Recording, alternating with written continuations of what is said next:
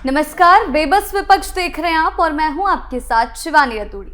बिहार की राजनीति इन दिनों काफी हलचल में है। विपक्षी नेता तेजस्वी यादव सरकार पर अपराध, महिलाओं की सुरक्षा और कानून व्यवस्था के मुद्दों को लेकर लगातार सवाल उठा रहे हैं। वहीं पप्पू यादव की गिरफ्तारी और तेज प्रताप यादव के निजी मामले ने सियासी माहौल को और गर्मा दिया है।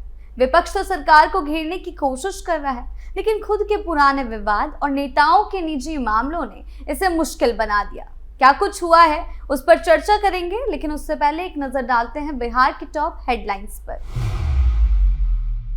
तेज प्रताप यादव पर बढ़ा सस्पेंस, मेडिकल रिपोर्ट में अनुष्का यादव के पति के तौर पर दर्ज नाम, फिर मचा बवाल। अपराध पर सरकार को घेरते तेजस्वी, लेकिन जंगलराज का अतीत बना सबसे बड़ी चुनौती। 31 साल पुराने केस से लेकर नई एफआईआर तक पप्पू यादव का मामला गरमाया। बात करते हैं सबसे पहले इन दिनों सुर्खियों में बने तेज प्रताप यादव की। अनुष्का यादव को कथित तौर पर अपनी गर्लफ्रेंड बताने वाले लालू प्रसाद यादव के बड़े बेटे और जनशक्ति जनता दल के नेता तेज प्रताप यादव एक बार फिर चर्चा में आ गए, क्योंकि उनकी प्रेमिका अनुष्का ने एक बेटी को जन्म दिया। बिहार से लेकर दिल्ली और सोशल मीडिया में बातें हो रही है कि तेज प्रताप यादव इस बच्ची के पिता हैं, लेकिन उन्होंने इसे साजिश बताते हुए सब साफ तौर पर इनकार कर दिया। वहीं एक रिपोर्ट में चौंकाने वाला खुलासा हुआ कि जो कई रात से पर्दा उठाएगा। तेज प्रताप यादव ने अनुष्का और उसके बच्चे से किसी भी तरह के संबंध से इनकार किया है, लेकिन इसी बीच सामने आई एक मेडिकल रिपोर्ट ने हलचल मचा दी है। अस्पताल के पर्चे में अनुष्का यादव के पति के रूप में तेज प्रताप का नाम लिखा हुआ है। इस बार मामला उनके निजी जीवन और एक मेडिकल रिपोर्ट से जुड़ा है। उन्होंने इसे साजिश बताया, हालांकि जयचंदू की साजिश कह रहे हैं। तेज प्रताप के इनकार के बीच एक मेडिकल रिपोर्ट सामने आई, जिसने पूरे मामले को और गंभीर बना दिया। ये पर्चा 7 अक्टूबर 2025 का बताया जा रहा है। मेडिकल प्रिस्क्रिप्शन में अनुष्का यादव के पति के कॉलम में तेज प्रताप यादव का नाम साफ तौर पर दर्ज है। और इतना ही नहीं, लालू के बेटे तेज प्रताप यादव और डॉक्टर ऋतुराज की एक तस्वीर भी सामने आई। ये तस्वीर भी वायरल हो रही है। इससे मेडिकल रिपोर्ट को लेकर दावे और मजबूत होते दिख रहे हैं। हालांकि तेज प्रताप यादव प्रेस कॉन्फ्रेंस कर इन सभी सबूतों को सिरे से खारिज कर चुके हैं। ऋतुराज वही हैं जिनके अस्पताल में अनुष्का का चेकअप हुआ। हालांकि इससे पहले भी तेज प्रताप बार बार इन आरोपों को खारिज कर चुके हैं, लेकिन अब ये पर्चा सामने आने के बाद ये मामला और उलझ गया है, जिससे तेज प्रताप की मुश्किलें तो बड़ी ही हैं, लेकिन लालू परिवार में भी सभी के होश उड़ गए। आखिर सच्चाई क्या है, ये तो जल्द ही सभी के सामने आ जाएगा। लेकिन अगर तेज प्रताप सचमुच उस बच्ची के पिता निकले, तो सवाल ये उठ रहा है कि आखिर वो उसे अपनाने से मना क्यों कर रहे हैं। उन्हें किस बात का डर है? क्या उन्हें ये डर है कि वो फिर कभी राजद में नहीं जा पाएंगे और उनके साथ फिर वही होगा जैसा चुनावों के दौरान हुआ?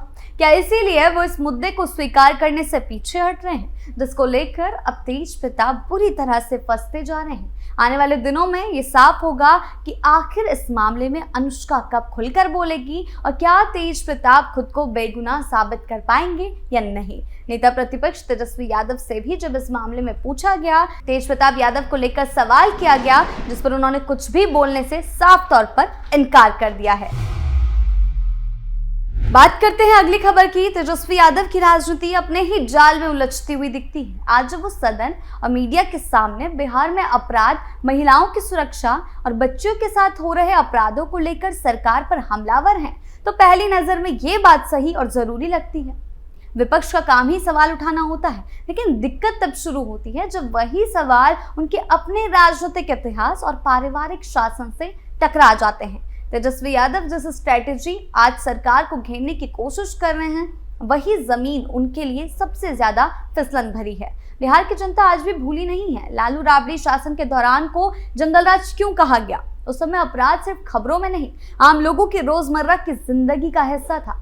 अपहरण, लूट, हत्या और महिलाओं के साथ अत्याचार इस कदर बढ़ चुके थे कि लोग घर से निकलने में 100 बार सोचते थे। बेटियां स्कूल कॉलेज जाना चाहती थी, लेकिन परिवार डर के साए में जीता था। तेजस्वी यादव आज बेटियों की सुरक्षा की बात कर रहे हैं, ये अच्छी बात है, लेकिन सवाल ये है कि क्या वो अपने पिता के शासनकाल की जिम्मेदारी से खुद को पूरी तरह अलग मानते हैं? अगर नहीं तो उन्हें ये भी बताना चाहिए कि उस दौर में अपराध क्यों बेलगाम थे और तब उनकी पार्टी ने क्या कदम उठाए थे। सिर्फ मौजूदा सरकार पर उंगली उठाने से सच्चाई पूरी नहीं हो जाती। राजनीति में याद बहुत लंबी होती है और बिहार की जनता का अनुभव उससे भी लंबा।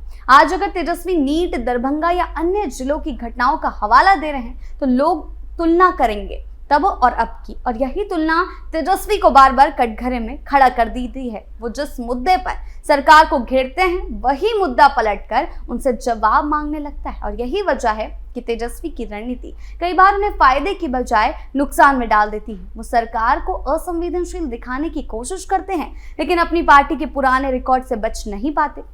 मुख्यमंत्री और सरकार पर सवाल उठाना उनका अधिकार है, लेकिन नैतिकता की राजनीति तभी प्रभावी होती है जब आपका अपना अतीत उस पर खरा उतरे, वरना जनता इसे दोहरे मापदंड के तौर पर देखती है। बिहार की राजनीति में भावनाएं तेज हैं, लेकिन याददाश्त भी कमजोर नहीं है। तेजस्वी अगर सच में बेटियों की सुरक्षा को लेकर गंभीर हैं, तो उन्हें सिर्फ आरोप नहीं, आत्ममंथन भी करना होगा, नहीं तो हर बार की तरह वो सवाल उठाते उठाते खुद ही उन सवालों में फंसते नजर आएंगे। सरकार से कार्रवाई की मांग करनी होगी, क्योंकि सिर्फ ये बहसबाजी या बयानबाजी करने से कुछ नहीं होने वाला।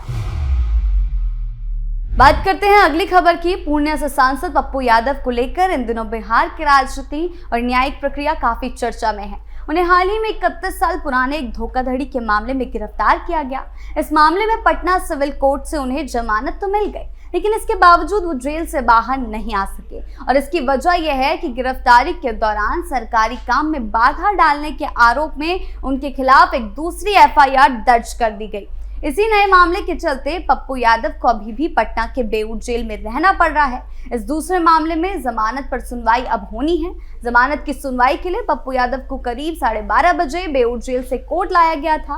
दोपहर लगभग 2 बजे इस मामले पर सुनवाई शुरू हुई, जो पुराना मामला था। कोर्ट में पप्पू यादव व्हील चेयर पर बैठे नजर आए, जिससे उनकी तबीयत को लेकर भी कई सवाल उठे। उनकी गिरफ्तारी शुक्रवार को हुई थी और मामला करीब 3 दशक पुराना बताया जा रहा है। पप्पू यादव और उनके समर्थकों का कहना है कि ये गिरफ्तारी अचानक और राजनीतिक दबाव में की गई कार्रवाई है।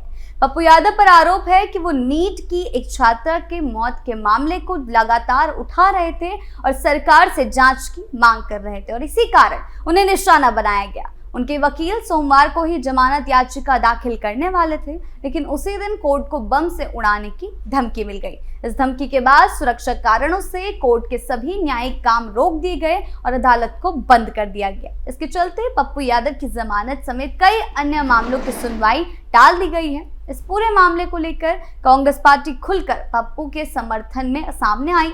कांग्रेस नेताओं का कहना है कि ये पूरी कार्रवाई बदले की भावना से की गई है। राहुल गांधी और प्रियंका गांधी वाड्रा ने भी बयान जारी कर आरोप लगाया कि बिहार की नीतीश कुमार सरकार नीट अभ्यर्थी वाले मामले की जांच को लेकर पप्पू यादव द्वारा की जा रही आलोचना से नाराज है और इसी वजह से उन्हें फंसाया जा रहा है। कांग्रेस का कहना है कि लोकतंत्र की आवाज दबाने की कोशिश है। पप्पू यादव का ये मामला सिर्फ कानूनी नहीं बल्कि राजनीतिक रूप भी ले चुका है। एक तरफ अदालत में जमानत और मामलों की सुनवाई चल रही है, तो दूसरी तरफ विपक्ष से सरकार की तानाशाही नीति बता रहा है।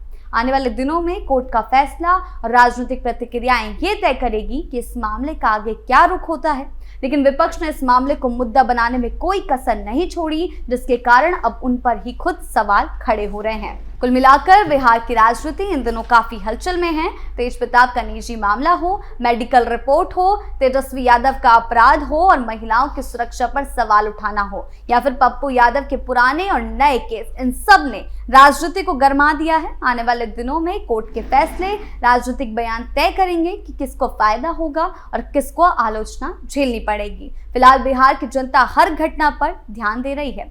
तो फिलहाल बेबस विपक्ष में इतना ही। आपकी इस बारे में क्या राय है, हमें कमेंट सेक्शन में जरूर बताएं। धन्यवाद।